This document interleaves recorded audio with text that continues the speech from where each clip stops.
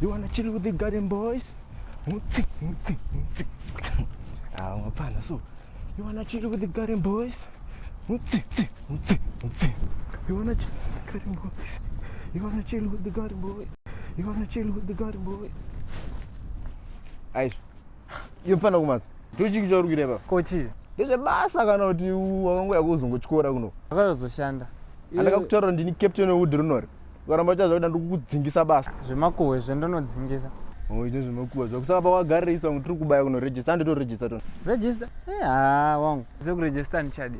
Kakachingurongomuna munhu akanchiregister zvichiramba. Handisira zvekuregister kurongomora. Ndatanditoregister magarden boy ese muudhi munomu sakapera kuregister. Iyo ndoda kuramba wagara pa. Ndinoregister wega. Unobuda kamuudhi munomu. Iwe.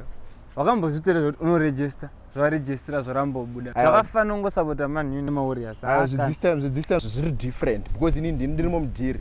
Ukabvunza mabridge anokutaura kuti kana ndirimo masina ndinofambira nyaya dzacho kavara ena zvimborambe kubuda. Then panozobudawo ma-results iwo inoita ma-successful garden boy muudhi rese rinori. Wakucheka neloni mawaloni. Kwete zvauri kuita zvakunyoresawo zita mashoti kumhatso. Iyo mchinda yoga ndauzokubhenengura shanyi yekunditi kumhatso. Handitoregister uko. Ngatiti taregister nditi. Obvious. Zvataregistera zvikabuda. Mabasa anenge ariko. Mabasa hausi mabasa here. Ibasa irori. Saka ukuti chi? Venoti ndikati kangonoregister ma-results akabuda ndinenge ndangofambirawo nyaya dzekuti mapenyu achi aende top azvaiziya. Kuregister ndiri kuda zvangu but handina mari yacho.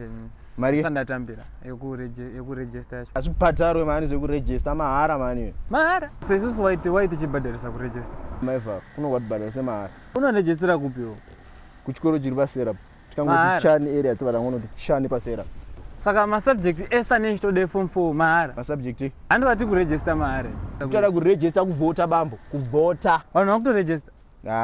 Zvakatanga kudhara. Ini ndiri ama-2000 saka ama-2000 ari kuvhota. Handine chitupe. Angatibaye izvi. Passport hauna value. If you wanna chill with the garden boys. Hatsu. Simuka tibaye. Ndozongondono mari yangu yekuconvince uregister.